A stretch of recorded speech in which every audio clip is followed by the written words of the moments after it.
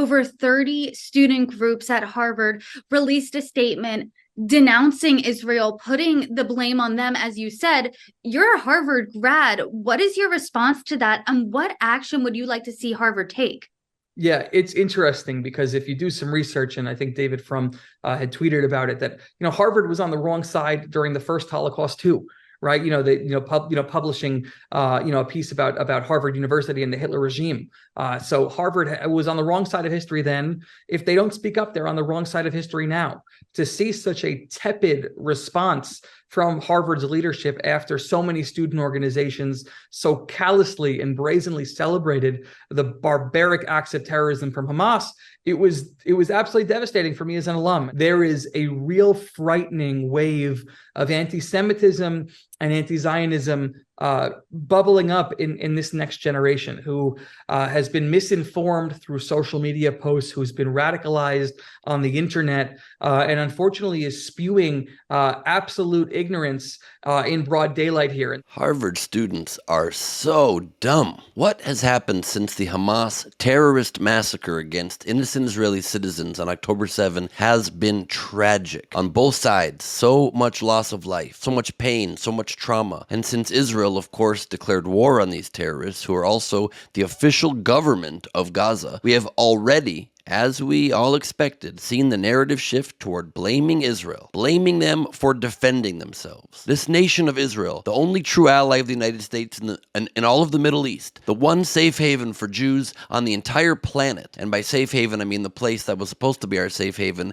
and instead we get thousands of rockets routinely sent our way, and suicide bombers blowing up our buses and coffee shops, one such attack severely wounding a member of my own family, and now random brutal slaughter. Hell of a safe haven. This nation of Israel is not colonizing the Palestinian people, nor have they occupied this land as colonizers historically do to expand their power and influence as far and wide as they can. They are simply people who don't want to be murdered anymore, and so they make sure, as best they can, that they are not murdered by the people who are hell-bent on murdering them. If it's not clear, super different things. And yes, quite obviously that involves some amount of control over the people who want to murder them. But just so long as they still want to murder them. If someone broke into your house and tried to kill you and you were able to hold them down, I'm absolutely certain you would not let go until they promised they would no longer try to kill you, and until you truly believe they were sincere. If you let them go while they said they still wanted to kill you, you would be very stupid and you would be dead. Israel just wants to live safely and in peace, which is why these attacks are never initiated by the Israeli government, ever, which is also why they have offered peace deals and two-state solutions many times, and the Palestinians keep refusing because they refuse to accept any solution other than, sorry, Israel goes bye-bye, and the land is only ours. Seems reasonable. Great compromise. So when people say, end the occupation, yeah, that's what Israel has been trying to do for decades. And again, to be clear, under the current Israeli government, under Netanyahu, they have not been trying to do that. They have been very counterproductive to a two-state solution. Netanyahu's been expanding settlements into Palestinian territories, and that has been antagonistic and hurts any chance of peace, no doubt. But for the record, that is not the same as, slaughtering people in their homes, women and children and the elderly, and raping women, and taking women, children, and the elderly hostage without their medicine, like just happened to my family's friends, Oded and Yocheved Lifshitz. Here's a photo of them. The only photo of them left after the rest of their personal photos in their home were burned by Hamas terrorists. A sweet couple in their late 80s. Oded worked literally his whole life to try to bring about peace with the Palestinians. What a way to repay him. And so if I can keep it real with you for a second, you sound quite foolish and completely uneducated when you act as though Israel is just some traditional colonial occupying force trying to expand its empire. Israel does not have an empire. It's one tiny swath of land in the midst of a vast Arab world. Look at this image right here. That is Israel. The blue speck. The blue speck that you can barely see. And despite that, it is still open to giving large portions of its already very tiny nation to the Palestinians for peace. And the Palestinians just keep saying no. And it has already done so in the past, given up land that it won fair and square after being attacked on all sides by many of its Arab neighbors all at once. They still gave up land for peace. And still, they just keep trying to kill us. And as incredibly predictably, when Israel simply began exercising this week its right to defend itself, a right that every nation on earth has and exercises, the narrative immediately changed. The world forgot about the horrible terror attack that had just suffered 10 days ago and has been trying to hold Israel to a standard that they do not hold themselves to, a standard you do not hold yourself to. People keep saying that Israel's response has been disproportional. Disproportional? Disproportional is being attacked and slaughtered by terrorists and not removing that evil from the world. That would be disproportional. That would be off balance. Israel is the only nation ever who is attacked and declares war and is then not allowed to win that war. Well, you don't actually want to win the war, do you? I mean, that would be cruel. So you can defend yourself, but just like a little bit and not like fully, you know? Say what? What planet are you from? Somehow the right to defend yourself disappears when it comes to Israel? When we in the United States were attacked on 9/11, we just expected, all of us, that we would go where necessary and do what was necessary to eradicate the people that did this to us. There wasn't even much outrage when we ended up going into a country, Iraq, that had literally nothing to do with those terrorist attacks. And did you even know that we killed literally hundreds of thousands of innocent Iraqis, obviously including insane numbers of children? You didn't know that. And it was barely even ever mentioned in the news. Ever. Even after. But it's okay because it's our right to defend ourselves and root out terrorism, right? But I guess that's not the right of the Jews in Israel. That makes sense. Because of no reason whatsoever. We in the United States attacked the wrong damn country and killed horrific, inexcusable numbers of innocent people, and yet we are not accused of even a fraction of what Israel is accused of, while literally just trying to eradicate the exact actual terrorists that just slaughtered their people. But for some reason you want a proportional response from Israel? What, one that matches the Hamas attacks? As scholar Douglas Murray asked, does that mean Israel should find the exact number of Palestinians and murder them at a music festival and rape their women and tie up children and murder them and kill and kidnap the elderly? Is that what you're asking for? How ridiculous. And as a side note, they don't even have music festivals in the Palestinian territories because they're not a free place, because they do not exist in the modern free world. Now, of course, that does not mean that Israel should indiscriminately kill Palestinians. Of course not. Israel in the past has responded way too strongly, mostly because it has an incredible military that is considered one of the best on planet Earth, and it should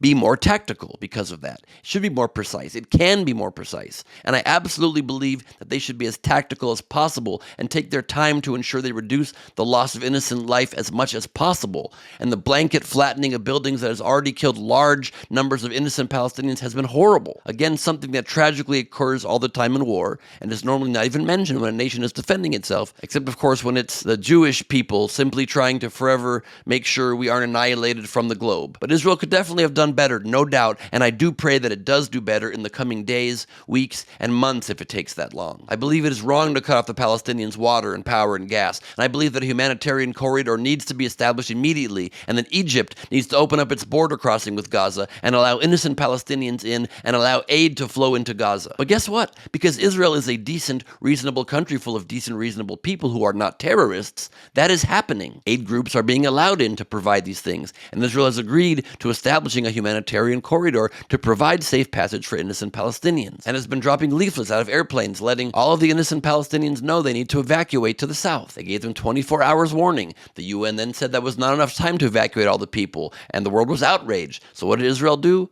It waited longer. It still has not begun its ground invasion, and it has been over 5 days since that warning. And it has been calling Palestinians on their cell phones, telling them to evacuate as well, and announcing so on television and on social media. So there you have it, already taking a lot of measures to avoid further loss of innocent life. Sure, sounds like genocide to me. These idiots calling it genocide. Clueless people saying clueless things. Is that what a Harvard education buys you? Genocide? You have no idea what you're talking about. You are completely ignorant and don't understand big words, so stop talking. The definition of genocide is the intent to destroy, in whole or in part, a national, ethnic, racial, or religious group. Israel does not intend on destroying any group of people other than killing the terrorists who killed them. And Israel is not doing any of this unprovoked. It is responding to a horrific attack that actually much more accurately meets the definition of attempted genocide. Because the exact stated aim of Hamas is to eradicate the Jews from not only Israel, but from the face of the earth. There's your genocide. Yet people even on this very network crying on air about a genocide genocide they say is about to happen. About to happen? Israel is now being blamed for things that it hasn't even done? But go ahead, feel free and accuse Israel of the worst thing possible that their enemies are actually trying to do to them. But accuse Israel of it in advance. I mean, that is a first. And you have no idea the harm that such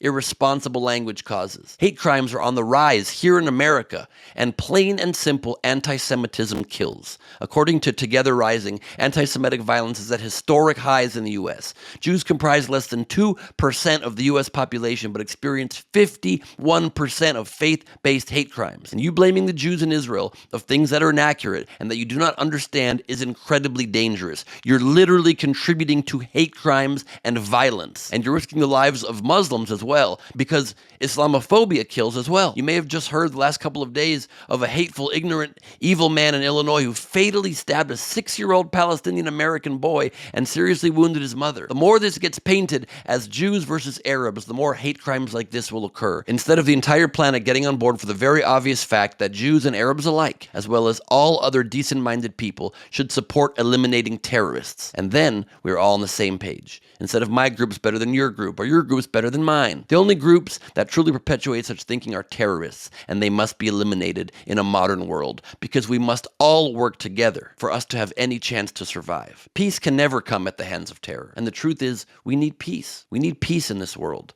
and we need peace in the Middle East, where peace seems the hardest to find.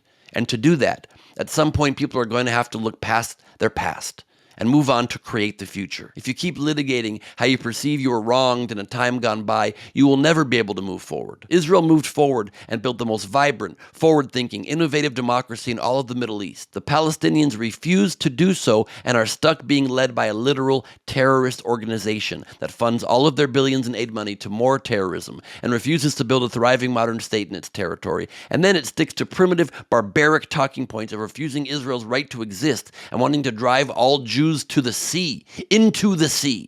I mean, what year is this, dude? Let's move past that already. We're not living in the Bible. But you know the surest way to not be able to move past such crazy backwards thinking is to perpetually be led by terrorists. It's to have your government literally be a terrorist organization, which is what Hamas is, designated so by practically all of the Western world. And they show their true colors yet again, and worse than ever, by massacring over 1,400 Israelis in cold blood. And so the only way this region will ever be able to achieve peace and move on from this backwards thinking is to eliminate the terrorists. And then reasonable people can come to power in Gaza, and a peace deal can be made in the future, like Israel's tried to do so many times before, but perhaps this time with partners who are actually willing to make a deal and to bring about actual lasting peace. But that can come obviously only with people who recognize Israel's right to exist. Literally the basic requirement to negotiate with anyone is, are they going to not kill you? This problem is very complex, no doubt, but it does not have to last forever. We can stop our simplistic knee-jerk reactions. We can learn the real history. We can use our brains and our common sense, and we as a world can move forward together, rejecting those who will simply not allow it, toward a future where we all realize that what we have in common is far greater than those who try to divide us. Follow me at Ben Gleib on Instagram. I'm posting lots of helpful and educational information. Or just keep talking out your ass. It's not like lives are on the line.